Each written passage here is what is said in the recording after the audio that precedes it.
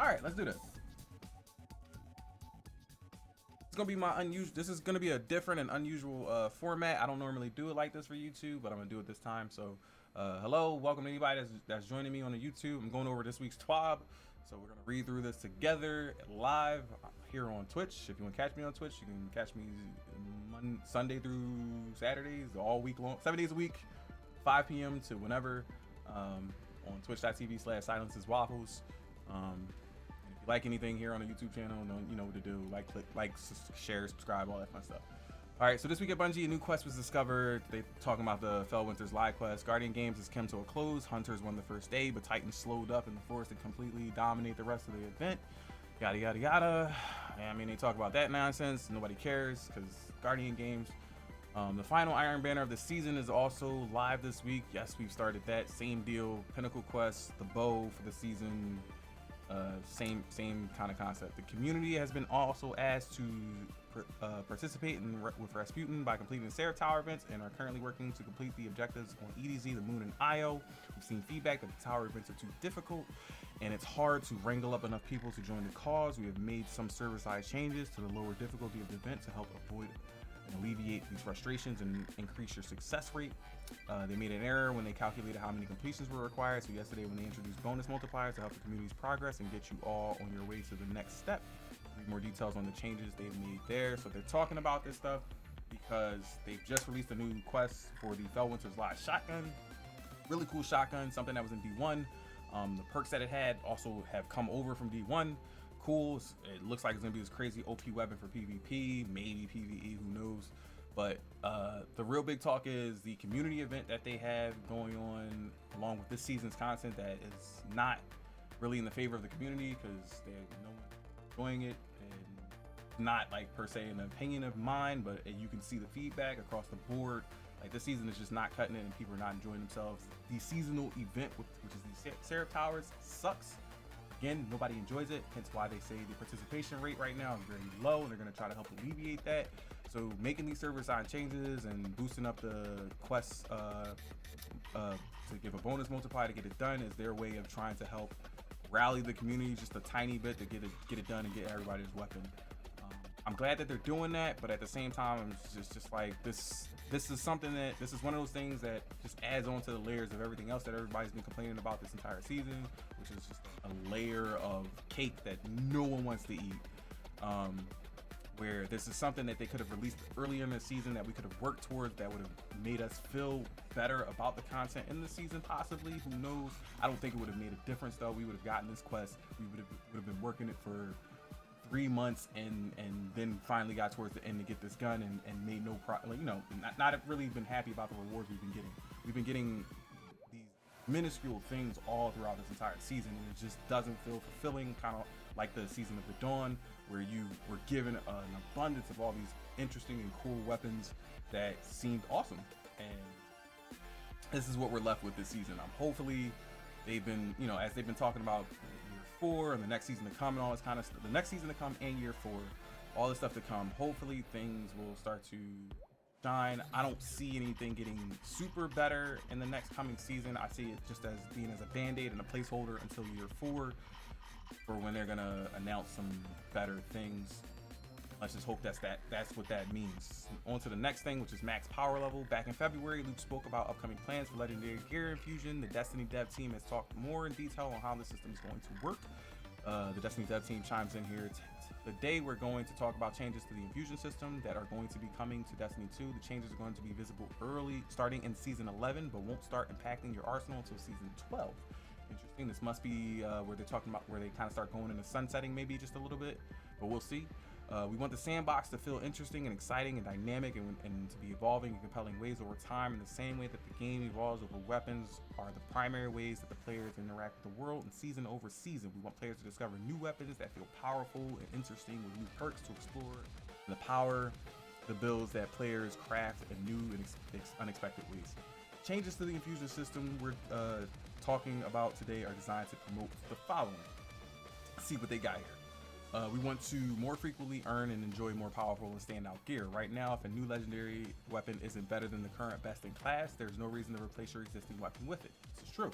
If If a new legendary weapon is better than the current best in class, we risk power creep, moving the challenge from the game or making the item mandatory the only option for challenging activities. Both above points apply equally to new mods and perks as well. Powerful weapons can be an era defining, but eventuality, those eras need to end so that new eras can begin. We want strong weapons to have their time in the sun, and whenever possible, we want you to expect and prepare for the powerful gear to cycle out of the in-game meta. We can't solve this by just making weapons that are always better than the previous ones. This will steadily lower time to kills in both PvP, PvE, until the combat sandbox is neither fun nor tactical. We also want to foster a gradually evolving meta that regularly promotes experimentation and debate. We believe Destiny 2 is at its best when you have new desirable things to pursue and when you have active debates with your clanmates about which of these new things to bring in the raid or which is the best to be in trials and PvP and so forth. With those goals stated, let's break down the changes that we'll work with. And I'm gonna stop right here. So to summarize all of that, I know I just read through it, but again, to summarize all of that, basically they want to stop bringing guns forward, kind of like something like what they did in Destiny 1, where we hit year 2 and they stopped bringing the guns from year 1 forward. There was no longer any infusion process to bring them ahead. They knocked that off, and then whatever was from year 2 and on became the clutch. So like exotics, for example, got left behind in year 1, and then year 2 exotics took over, and then those became the new thing. Of course, we still had year 1 exotics that could still compete just a little bit, but they kind of fell off on that power level gap. So that's what they're talking about. Hopefully they can do that. This would be great because again, you run into it in all kinds of scenarios. Case in point, like the raid we were just doing. In every raid, you're always going to have the controversy when you get to an encounter. What's the best for DPS here? That's always the top question. What's the meta? What's the go-to for this situation? What do you recommend? You'll always hear me say the same thing. This is just my opinion. You'll always hear me say the same thing. Use what you want. I've seen people out DPS with crappy guns. It's possible. It depends on the person.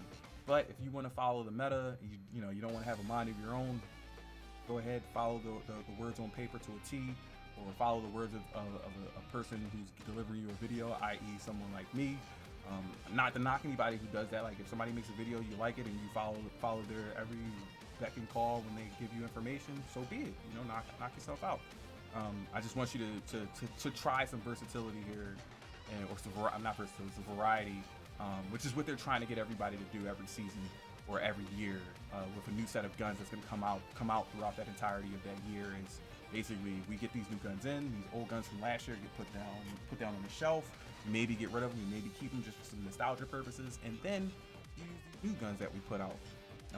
Because we saw a lot of that. Like Season of the Dawn introduced a crap ton of guns. I think we had about 13 guns introduced into the system. 13 new guns, some that came from the old pool but with revisited perks, but with new perk rolls along the board. But we got like almost over 13 guns, maybe I think around 20. I think last time I was talking to somebody about this, I said 20. So around like 20 guns we got. You rarely see anybody use any of them. All right, like I think the one that gets pulled out the most right now is probably the Breachlight, because it's within the meta of this season's mods. There might be a few others. I might be mistaken, and there might be a few others. If there are, let me know down below in the comments, and I'll talk about that kind of stuff later on. All right, so let's go down to what they're gonna break down. So each legendary weapon and piece of armor will have a max power level it can reach. Same deal that happened in D1. We've experienced this already. They're gonna cap it off at whatever year it's at. Exotics will not have a max power level, so that is one thing that's different. They're not capping the exotics. I like that. The max power level of these items will be set at the player's power cap, attainable 3 seasons after its release, season 4 seasons total. So does that mean, all right, we'll revisit that. This means all legendary gear has a 1-year span of time during which it can be used. Again, just like what I said, so the entirety of that year, those weapons that come out for that entirety of that year will be able to be used for that entire year, and then they'll get capped at the next year that comes. The max power level for these items will be visible in the game in Season 11, but no items will be at their max level at the start of Season 11. It means all your gear will be relevant in all activities during Season 11. You'll be able to see what the max power level is for all your gear, and then accordingly, at the start of Season 12, weapons and armor released in Season 1 through 8 will have a max power level at the Season 11 player power cap. So this is gonna. So I think what they're gonna. I think what this is saying is that they're gonna bounce everything up. They're gonna level everybody off, and then they're going to stop the guns that came out season 1 through 8. And anything prior to that is still going to be able to. So this sucks to say it. All you opulent fans, I believe it's gonna stop there. Unless that was season 10. No, that nowhere near season 10. Was that season 8? That was actually season 8, right? So yeah, all the opulent guys, like everything from the opulence is probably just gonna it's gonna sit there. You're not gonna be able to level that stuff up anymore, which is actually kind of good. So some of Forsaken, the year of Forsaken is gone basically. Power level at the season 11 power cap. Actually, no. What about 9 and 10 though? They're not really talking about that, but they said those will. That's still within the same year. Oh, they're getting to it right here. Gear for season 9, 10, 11, and 12 will be infusable to new player power caps for 1 year after their release. So we will still be able to use 9, 10, 11, and 12 gear and infuse it higher. I like this. I like this a lot. Funny enough, I don't particularly like use guns from past seasons. I keep them. I don't use them all the time. I use them out of nostalgia reasons. Like, hey, today I want to use a Midnight Coupe. Today I want to use All-Stringers. Today I want to use a Kindled Orchid. Like today I want to use the Nation of Beasts. Like I'm random like that. So I like this idea. Weapon and armor for the Last Wish and Guard of Salvation raids will be granted exceptions and will have a higher max power level. I like this, and I like the fact that they are singling out Last Wish and Garden of Salvation. That is cool. Example of how max power level will be displayed. So, okay, so they're showing right here, and I don't know if you guys can see it. I'm gonna try to zoom in on it if I can. Let me see if I can get this going in a new tab.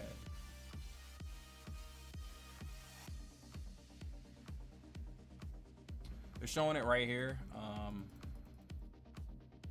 Go down here to this picture, this big boy picture. Is it up? All right, so right here above my head, they're showing it right there. So it'll say whatever power level it currently is at and what power level it can currently reach. So the max power level that it can currently reach, the limit. And then when you highlight it as well for infusion, it'll say the same exact thing: seasonal power cap and then power limit. Period. So that's actually really cool. You shouldn't be able to get that misunderstand that at all. It actually should be pretty simple and simple. Those are the basics, but you may have additional questions such as, can I still use the gear that has reached its max power level? Yes, you will always be able to equip this and use any piece of armor reaching the power cap. Is beneficial but not strictly required for most activities in Destiny. You can continue to equip and use all the gear in these activities.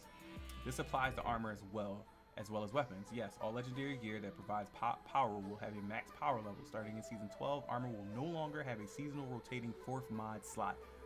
Yes, because it was stupid. It was always stupid. The mod slot didn't make any sense. You don't have all the pieces of armor or all the guns and stuff in the game that can use it, so it just didn't make any sense. There will be a mod slot that accepts mods introduced into the game throughout a full year. Thank you. This makes my heart swell up. We recognize that the current need to replace your armor every 2 to 3 seasons and hoard armor from past seasons is understandable and undesirable. Not for everybody. I like collecting armor. All right, don't get it twisted. Some people don't like it. Some people do. Transmogrification, which we talked about in the TWAB, and which they talked about last week's TWAB, will give you the ability to keep your favorite looks and apply them to your new armor pieces with higher max power levels. The gear drops after its debut season. What will its max power level be? It will have the same max power level as it did in the initial release season. So anything within the same year will have the same max power level. Period. Point blank. So within that release year. So we can easily say season 1 through 8. Those are the first 2 years of Destiny. First 2 years. They will not increase past a certain point. But this year's season, since we're in the 3rd year of the game, anything in the 3rd year of the game will have the same power level. So every gun from the beginning of Shadowkeep to now, to the end of this year, will have a max power level, the same max power level. So we'll be able to use all these guns throughout this entire time. So that's gonna be super interesting. I'm sure people are gonna be upset about it. It is what it is. Like, I mean, we experienced it in D1. Nobody was really butthurt about it. Like, it just was a thing we had to move on with. I actually liked it because we want new guns. this is a way to give them the reason to make new guns and give us a reason to keep a new gun and to use it. Everybody wants a new gun, but hates when the roles don't match up or aren't utilized for the season at the time, or not the best in slot or something like that. This will give them a better chance to make something that's best in slot. We're going to experiment with how and where gear is reissued into the game throughout year 4. Let us know what you think of the different methods as you're experiencing them. I'm sure you all have more questions that are covered above, so please let us know. We're committed to continuing on, and they talk about that, and obviously they want to keep introducing new stuff and yada yada yada. We've gone over this. Like, I guess I gave my opinion and kind of like capped it up before I even got there. I'm kind of like, you see where they're going with the roadmap of this, so that's always interesting. I'm actually happy about it. What is this talking about now? Redacted engrams. We spoke a lot about their last weeks. This is talking about Eververse stuff, I believe. So seasonal rewards. And let's see what they got to say about it, I guess. So here's some juicy nuggets to share with you on some additional plans we have for next season. Here's creative lead Robbie Stevens with the details. In season 11, we're trying something new, how and where you can earn seasonal rewards. So far, season in year 3, I followed the formula with seasonal activity. Vex Offensive Sundial, Sarah Tower asked for a significant amount of playtime to earn new rewards. We believe that the new content should be one of the best places to earn new rewards. We also realize that Destiny 2 is a big game, and it can be frustrating to have so much of your playtime dedicated to other areas and not have these seasonal activities not focused on. So I'm paraphrasing here. So in season 11, seasonal rewards will drop from completing core activity, strikes, crucible, gambit, as well as basically every other activity in the game to the full list of details. We want to make engaging the entire game feeling rewarding. So this makes it so that when you're playing anything, you get a seasonal reward, not just specifically a seasonal activity or a specific crucible, strike, gambit. Like everything you do. That's good. Like it. I'm gonna scroll through the script through this. Over the last season, we've introduced weapon bounties that give you agency to chase specific rewards. While addressing bounty fatigue will be an effort to extend your upcoming season. We moved away from weapon bounties as part of the effort. Instead, we're reintroducing a new type of redacted engram that contains the majority of the season 11 rewards, and by spending seasonal currency, you can earn the contents of the redacted engram. Okay. Also, I skipped this line right here. Now let's talk about. Oh no, never mind. That's for the chase of god rolls and stuff for older seasonal items. Oh, like seasons that have passed. So people who didn't participate in Season of Dawn or Season of the Undying, who didn't get those weapons, they can now have an opportunity to get the new weapons. Cool. All 3 free players and season pass owners will receive redacted engrams while playing season 11. However, season pass owners can access the full suite of focusing categories in season 11. Here's a preview of the redacted engram focusing the categories that all players can access after completing the season. Season 11 armor focusing reduces the number of rewards in the engram, so it only contains season 11 armor. Previous season weapon focusing converts the rewards in the engram, so it only contains the 6 weapons that are returning from the seasons of the Undying, Dawn, and Horde. Season 11 launches, all players will get 3 focusing categories, and season pass owners will have access to an additional 15. And there are the categories. So whatever the redacted seasonal activity stuff is, and then all of the rest of the things in the game will give us some form of a reward. Perfect. I love to see that. I see Forge's Reckoning and Menagerie, as well as Escalation Protocol and Blindwell on there, and Nightmare Hunts and Adventures, because like they're just things that are just so like not touched as often anymore because the rewards in them don't mean nothing. They're trying to give back to that, and they continue to go on about the charity, and they've raised close to $800,000. $800,000. Crazy. Everybody is doing ridiculous amount of fundraising right now, even during this pandemic, during these hard times. Like, respect to everybody showing the love, doing it. Hotfix 2.8.1.2. Tuesday, May 19th, they will be delivering that. These are your times. Y'all know what to do. Go look at that. Error codes. Go look that stuff up. They're looking for Victor. I think they say what they're saying was implemented for those experiencing frequent watercress errors since May 8th. We've been closely monitoring watercress reports. So they've been doing a lot better with the beetle, rabbit, beaver, anteater, and watercress codes stuff, the disconnects and things like that. Hasn't been as frequent as it was a few weeks back, but it's still there. They still have other issues like the Ascendant Champion, Triumph, Enhanced Fusion Rifle Loader, Enhanced Auto Rifle Loader, and Enhanced Bow Loader are not dropping as intended, and the clinched fish perk for the Stronghold Gauntlets is not working as intended as well. And then you got your movie of the week, and that is the TWAB. Hopefully I didn't speed through this and give you some nonsense. A lot of good information here. Again, I'm gonna say the same thing I said before. Talking a good game right now. I want to see it come to fruition, come to life. I want to get my hands on it. I want to touch it, feel it, and then I'll be satisfied. Right now, this season, I am not happy about it. This current seasonal event right now and the seasonal quest that they got going on, the lie, I do not like it.